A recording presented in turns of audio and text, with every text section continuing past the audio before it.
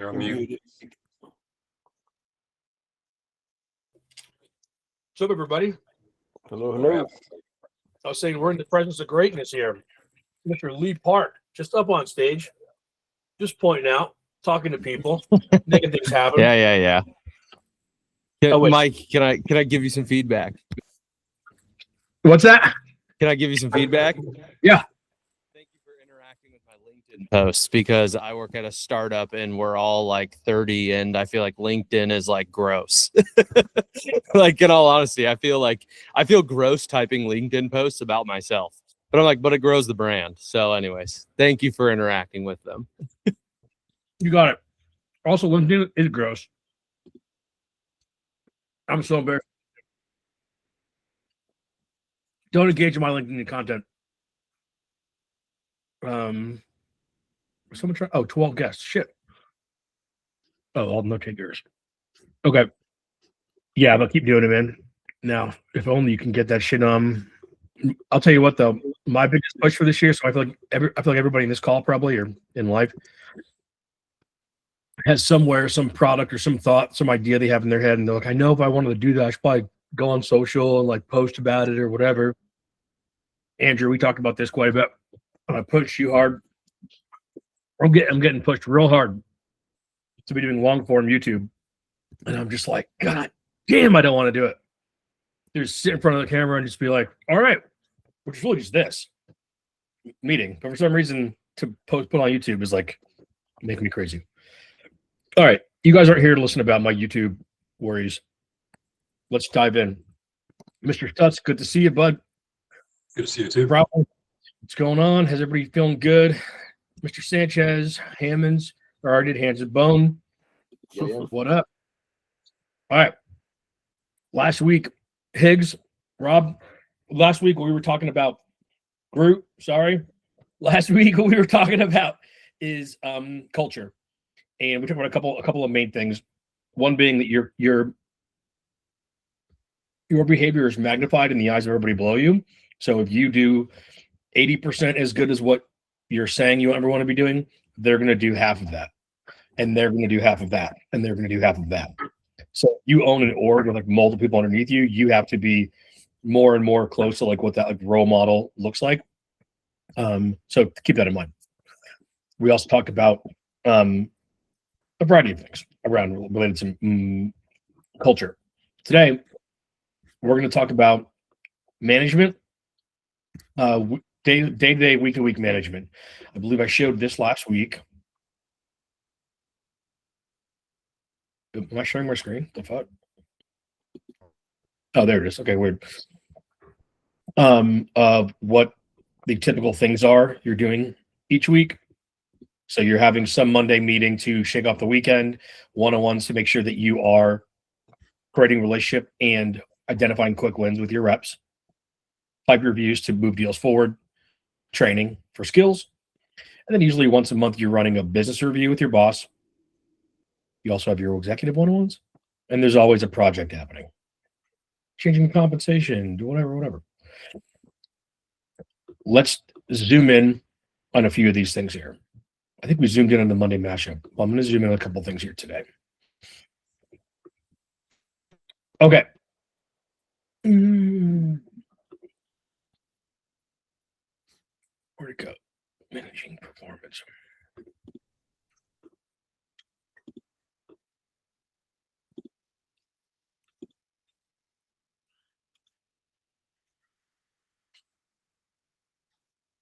Come on. There we go.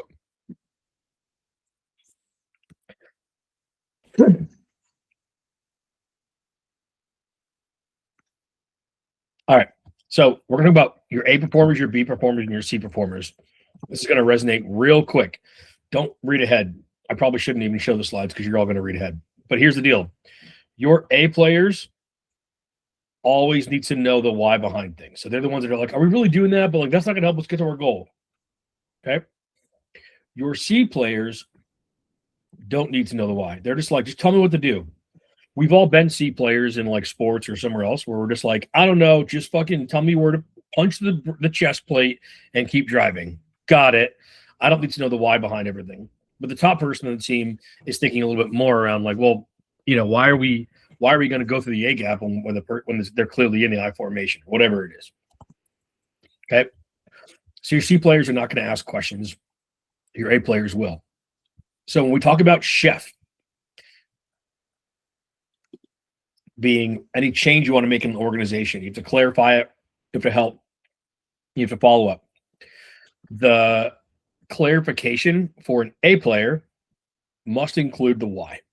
So if you got someone on your team who you know is a fucking stud, you can't just be like, hey man, moving forward, we're using flags. Moving forward, you got to fill this field out. Not going to work.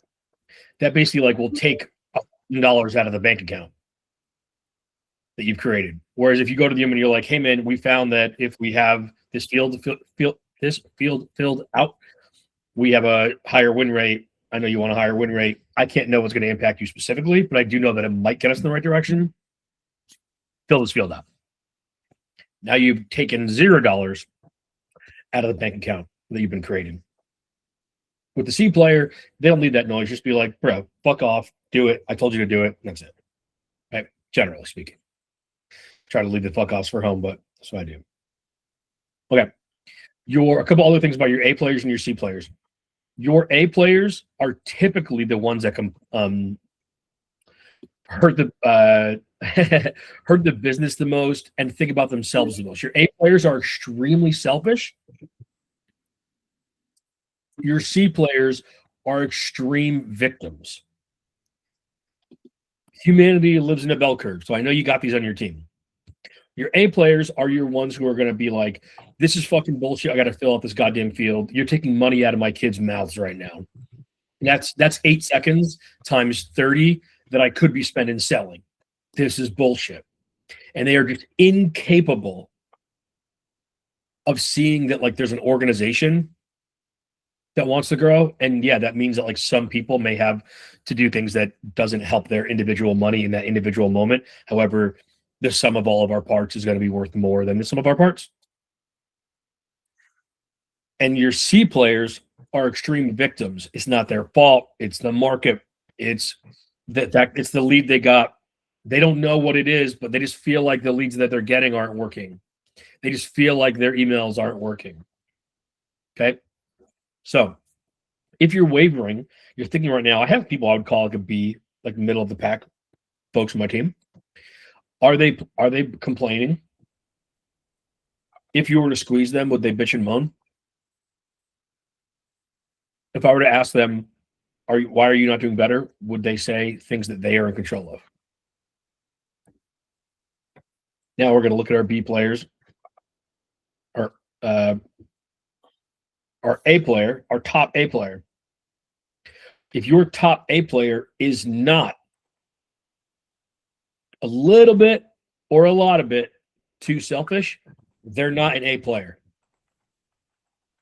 What I've found is that in life, whether it's a defense budget spending, the speed of a sprinter, or people on your team, number one, about twice as good as number two. Number two is about 20 to 30% better than number three. Everyone floats over here, and then you got a couple that stink every time. And your number one is like, I literally don't even think about anybody else on the team. I'm the best. Go ahead, Jeff. I was just going to say, this list helped me kind of, it came to mind the other day when I was trying to understand, is this a true C player, or is this a player that's kind of underperforming now because of the processes around them, but they fit right into the C layer thing. So I'm like, even if I clean up the processes for this person, they're still a C player because they're the victim. They're the this. I've got other A players who aren't performing because I've got piles of rocks all around them and making their life hard. But yep. Thank you for bringing that up, because I'm sure most of us are the kind of people who get into management and we're just like, I'm here to help. I'm here to serve. I'm a servant leader. And this ends up making us spend a lot of time with our bottom performers, not enough time for our top performers. And because we're like, if we could only, a lot of it also has to do with our ego, because we hired that person. And so if that person doesn't do well, it means either we suck, we shouldn't have hired them, or we suck, we couldn't make them better. And so it's hard for us to just cut ties with somebody. Cool. On this page,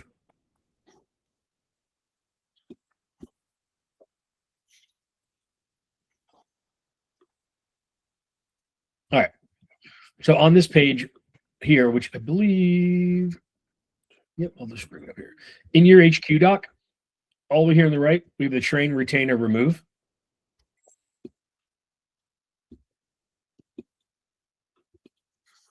So in here, I'd love if you guys were to, I'm not going to go through this right now, but if you haven't already, the other thing you could do to sort of evaluate where your people are is this. Here's how I do this. So once a quarter, let's be honest, Mike, I'll do this. If you're new on a team, you should definitely be doing this. So you put your names of your people in here. And the first thing you do is you stack rank them according to how you would pick them for a kickball team. Like if you only could pick one person on your team to be a sales rep, who would you pick? Great. That person goes all the way up to the top. This is their potential.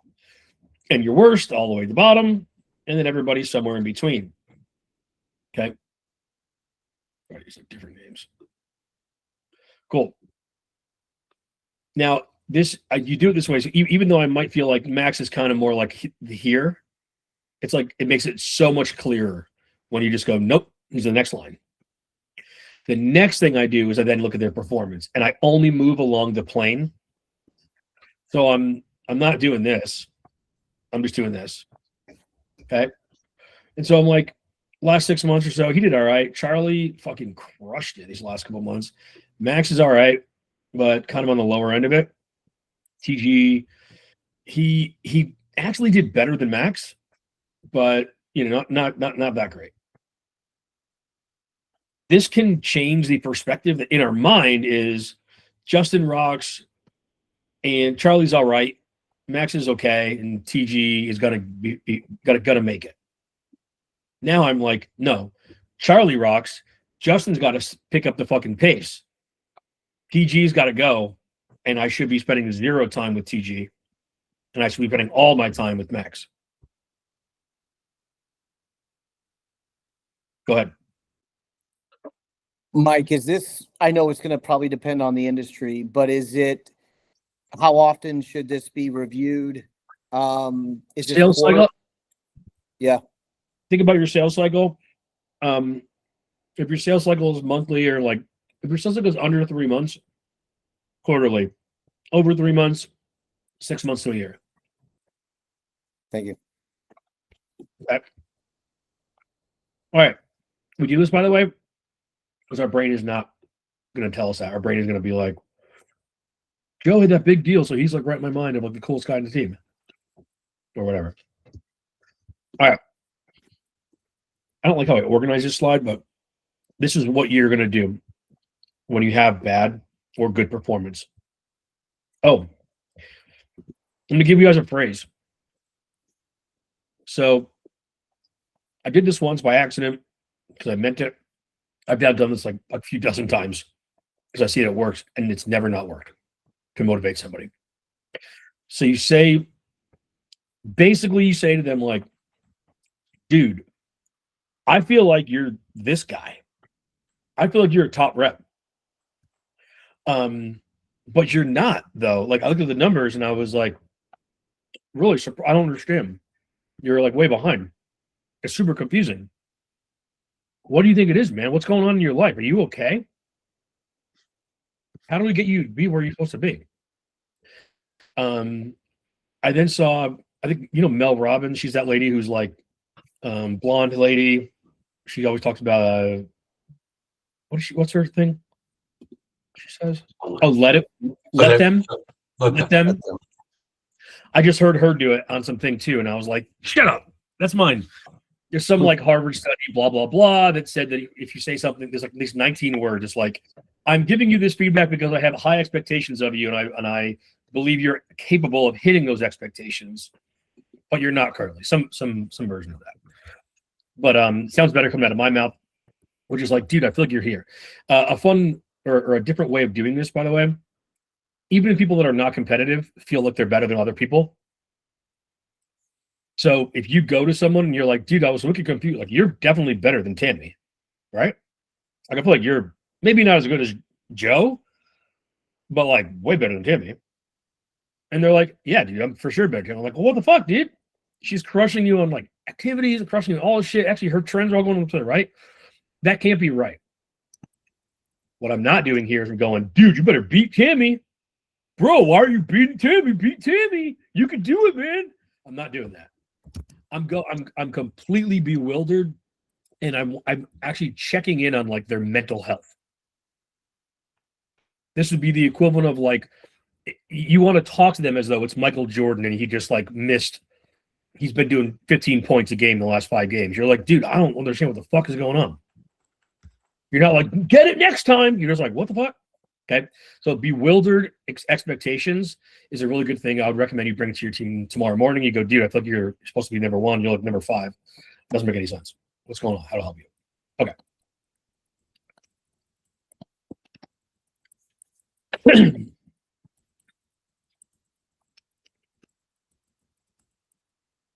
Okay. So this is basically early, late, and very late signs. So Mike, what do I do? Someone's starting to not do very well.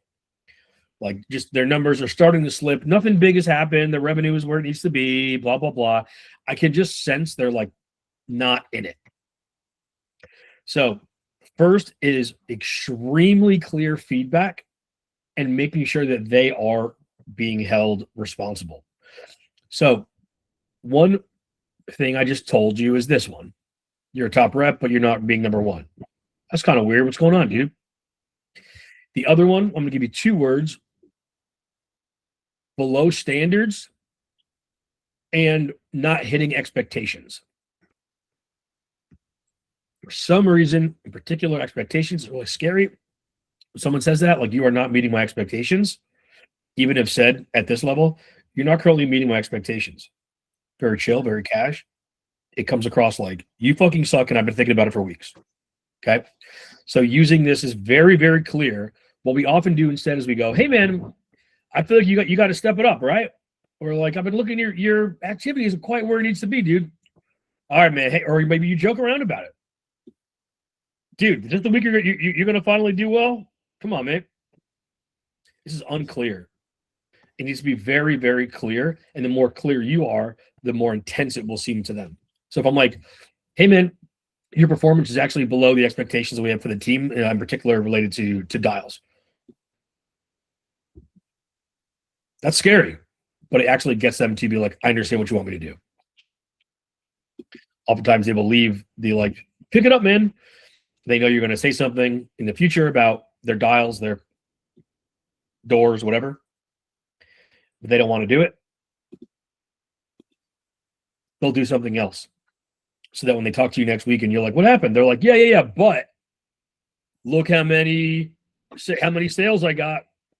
It's been so common that I say to someone, I'm like, dude, your pipeline is fucking garbage. And they're like, yeah, but I've got this one big deal. And I'm like, I don't think I even care about it. Like, that's unrelated. Your pipeline is still garbage. Or where they start the meeting immediately with like, I got all these important things to talk about. And if I don't take a breath, you won't be able to talk. Yeah, exactly. So here, my expectations for where you should be are not going to be met. Okay, cool. So that's the first thing, just feedback. Second thing is a performance plan. I'm going to split performance plan into 2 parts, though. Those who've been around the block know about this.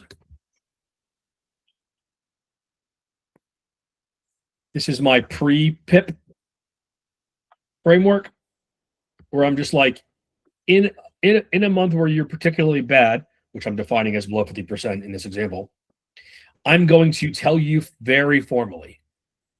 So this is actually like this is that middle step I was saying a second ago. Like first step is like, dude, you're not meeting my expectations. It's still kind of going on. I'm going to be like, hey man, here's a formal note from me. You guys know why formalizing is important based on last week. Formal speed, all that stuff. Formalize it. Then after I formalize it to you, if you did it again and it's egregious, like this is, or it's 50% or below 50%, you're gone. If it's you do fine, you're good. And if like everybody in the world, you're in between, then I'm going to make it even more formal and even more tight. Put you on a PIP. At that point, if you are good, you're good. If you're bad, you're definitely out. And if it's in the middle, I'll give you another week or two. Maybe there was a weird thing. At that point, if you're not perfect, you're fucking gone.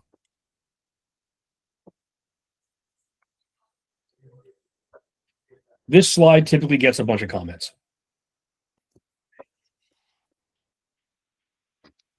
So I'm opening up for comments here. As you guys think about a comment or two that you may or may not have, I'll give you one more crazy thing, which is I show this every single Monday morning. I get a lot of Yeah, go ahead. any meeting, whenever I brought this up to like my, CRO or anything, instant pushback against this type of a process. They're like, I don't want that type of team. I don't think that's a good culture, Jeff. I don't want people feeling like, they've always got an axe over their head. And I have not effectively been able to say it does the opposite if there's clarity, because all salespeople always feel that way in reality, but they just are unsure of when it's happening. My comment to your boss would be, totally, I'm also showing this in parallel. So every Monday morning, I show this, here's how you get promoted. I show this, here's what happens if you don't do well. And that's it. So that way you're like, we should be saying what they should be doing, but it should be clear on both sides. And I would state to your boss as well, I'd be like, listen, the deal is people are motivated by two things, pleasure and avoidance of pain. This is pleasure. This is avoidance of pain. If I miss one of these things, I'm not actually doing my full job to motivate the team. And the only people that are going to have a problem with this are going to be your B and C players. People who love this are A players. Because A players like, yeah, I want to be in that fucking team. That's how Belichick was able to have so many awesome people come on his team. Because they were like, I want to be on a fucking A team where you got to wear a suit and can't be late and whatever. Fuck yeah. Okay. So though you might get if I got pushback from my person and showing it in showing it in a group meeting, I would still show it in one-on-ones and just be like, no, I didn't. Because it's so effective. The other thing I'll say with this too is whenever I've launched this, inevitably every time, people come to me before they're put on a pit or even put here. Like I'll in my one-on-one with some rep, they'll be like, dude, I gotta hit 60, I gotta sell 13K. And I'm like, 13K, what's that number? And they'll be like, well, if I'm not, I'm gonna hit the first tier. I'm like, first tier of what? And they're like, the thing you always show in the Monday mashups. Sweet. They're motivating themselves. Or the top reps are going here being like, all I need is one more month. You know what I mean? Like, one more month for what? And they're like, to get promoted. I'm like, what are you talking about? And they're already looking at this. So it helps them run the team even though you're not on the team. So early signs, feedback, mature signs, pre-PIP or formalizing of feedback, if you will. Last step, PIP or removal. Question. Yeah. Promotion-wise, how do you deal with fluctuating, changing circumstance, right? So you started the year with that setup saying, here's what you got to do to get promoted. A few months later, things are changing, shifting in the business, and your people are telling you, your boss or whatever's telling you, yeah, we're not going to be able to promote this year. Like literally happened at Accenture, right? They're like, we're freezing promotions after, a full year of everybody kicking ass to get ahead. And then they're like, we're not promoting anybody. Like, what the fuck, man? Why am I here? Like, how do you deal with that? Yeah, two things. At a large company, I would bring that up ahead of time because I would know that hopefully. Hey, man, that said, like, here's a promotion path. Dude, if we get bought out by some company or a fucking stock price dips, who the hell knows what's going to happen? That's what I would say. I always want to like hedge my bet. Second thing is, how do I zoom in? I mean, it sounds good to say you can get ahead of it, right? But you can't always get ahead of it. Yeah. So I'll say.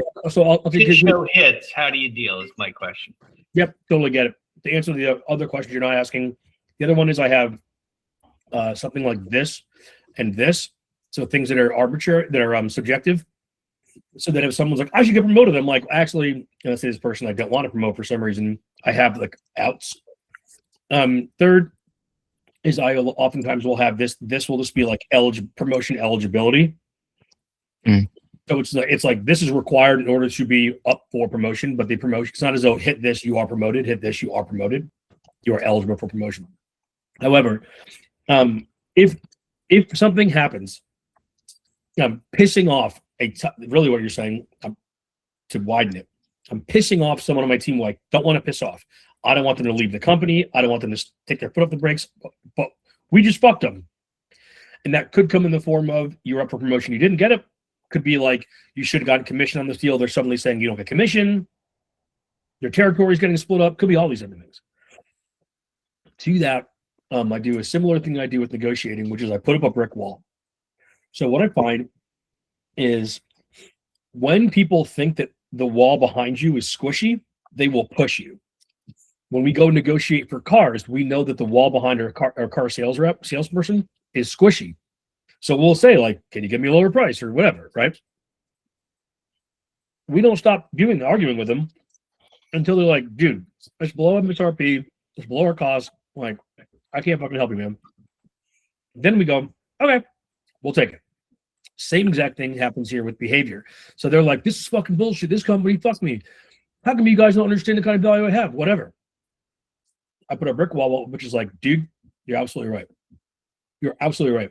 And if you need to leave as a result of this, I wouldn't hold it against you in the slightest. That would really piss me off. And yeah, look, if you want like referrals, places and stuff, I'm your dude. It can't be passive aggressive. Like, man, go somewhere else if you want to. It cannot be. It needs to be authentic. But when you do that, it immediately shuts them down. It's like when you tell your kids, like, I don't want this. You're like, okay, have nothing. Kind of a thing. But you got to be nicer about it. That's my general answer, though, to that question. Because it doesn't work with the kids, but with the reps, I'll be like, dude, if you want to leave, I totally get it. You want me to find some places, dude? Because that's fucking bullshit. And you know me. You and me, we're cool. I don't want you getting fucked like that, dude. I don't want it to happen. Cool. Great questions. Sorry for chowing down. I need to. Making me hungry. Dude, I get it. Okay. Great. Same thing over here. So this is me very fast on this side. Feedback when they're doing the right thing. Always. I was just thinking, Tom, I think Tom's on this call, right? Yes. Sweet. Tom, you filled out the survey that I think I had Kirsten send out. You're the first person, the only person so far to fill it out. I was meaning to give you feedback. And I actually thought to myself, I bet Tom is thinking to himself, damn, no fucking feedback? I didn't get feedback for that? Oh, I did this shit so fast? What the fuck? It wasn't, but thank you for it. Yeah, absolutely. So I say that, though, in the context here to be like, if you're not giving feedback here, but you are giving feedback in bad, it tells your team, like, you're only going to pay attention to people that are doing poor. Anybody here have kids that behave poorly? Yep. And they typically, or they do it for attention a lot of times. So they're like, I know you will come over to me if I'm crying or being mean. But I don't know if you pay attention to me when things are good. Later, Jake, if things are good.